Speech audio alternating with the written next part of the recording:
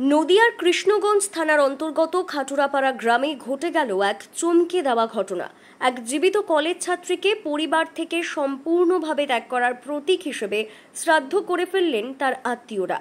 জানা গেছে, রিয়া বিশ্বাস নামে প্রথম বর্ষের ওই ছাত্রী সম্প্রতি নিজের পরিবারের অমতে এক মুসলিম যুবকের সঙ্গে পালিয়ে গিয়ে বিবাহ করেন। প্রথম দিকে পরিবারের চাপে ফিরে এলেও পরে নিজে থেকে স্বামীর কাছে ফিরে যান তিনি। এই ঘটনার পর থেকেই তার পরিবার সামাজিক ও পারিবারিকভাবে সম্পূর্ণ সম্পর্ক ছিন্ন করার সিদ্ধান্ত নেয়। আপনার জীবিত আপনার ভাইজিকে শ্রাদ্ধ করছেন কেন? মানুষ একবার ভুল করে, দুবার তো ইয়ে করা যায় না। বারবার কি ভুল করেছিল? একবার 14 মাসে গেল, মুসলিমদের ছেলেদের সাথে আবার নিয়ে আসা হলো। বাড়ি 3 মাস থেকে আবার চলে গেল, তাহলে আবার তার শ্রাদ্ধ করবে না, কি করা হবে? আপনারা মেনে নিতে পারতেন তো? না। যদি আবার ফিরে আসে? আর ফিরে আসলেও নেওয়া হবে না তো।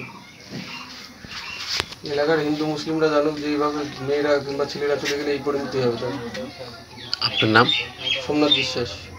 সেটা না হয়ে আজ হচ্ছে শ্রাদ্ধ, এটা একটা দুঃখের কথা।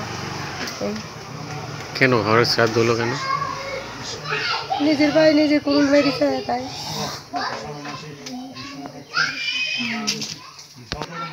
ওদের মনে অনুরাগ হয়েছে, ওই ওতে গিয়েছে বলে।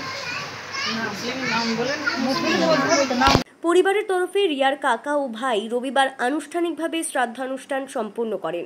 বাড়ির উঠোনে ছবি রেখে পিণ্ডদান থেকে শুরু করে গঙ্গাজল সিঞ্চন পর্যন্ত সমস্ত রীতিনীতি মেনে আয়োজন করা হয় এই কার্য। উপস্থিত ছিলেন রিয়ার মা, কাকিমা ও অন্যান্য নিকট আত্মীয়রা।